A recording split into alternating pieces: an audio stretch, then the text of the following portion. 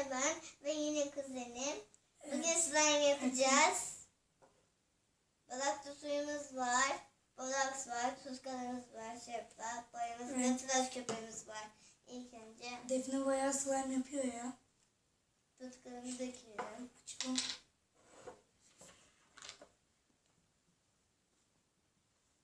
Büyük yapmak istedim.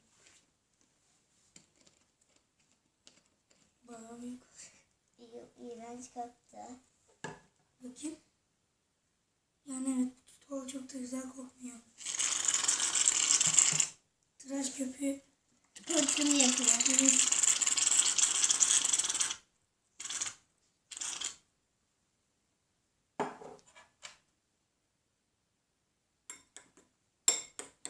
Ben slime yapmakta çok iyi değilim. Bunu ne zaman koyacağız onu soralım. Koyacağız. Koyayım. Koymaya başla. Böyle küçük. Boraks nerede? Borakslı su bu. Tamam, yeter. Bak direkt rengini aldı. 2 dakikada elime geldi. Yok artık. Ne? 2 dakikada elime geldi. Çok güzel bir yeşil oldu ya. Açık yeşil oldu.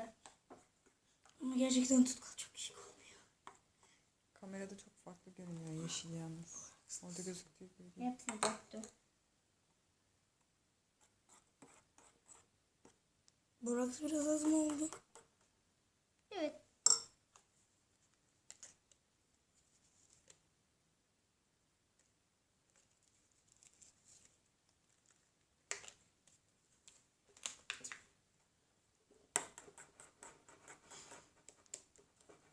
Defne slime'ların nusreti ya. Şu profesyonelliğe bak.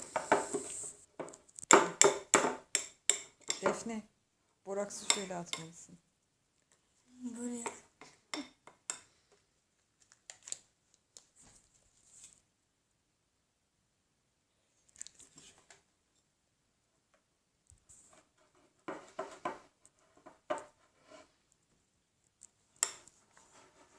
Kremi getirmeyi unuttuk. Boş ver kremi.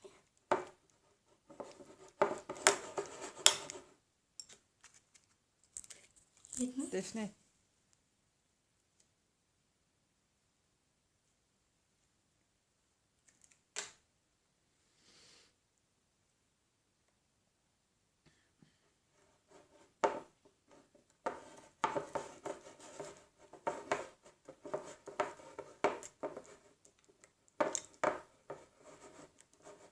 krem lazımsa getir Defne.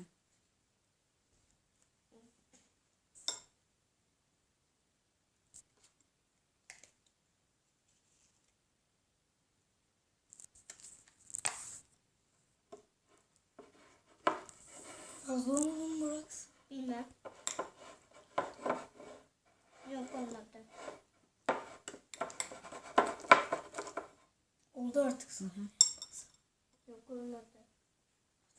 Daha vıcık vıcık baksana. Slime vıcık vıcık olur zaten. Ama azıcık daha kötü olmalı bence. Biraz Bence dışarıda bekleyince de normal şeyine Ne ulaşıyor değil mi? yapıyorsun? Kıvamına. Bulaşığımı azıcık daha ben burada sıkacağım.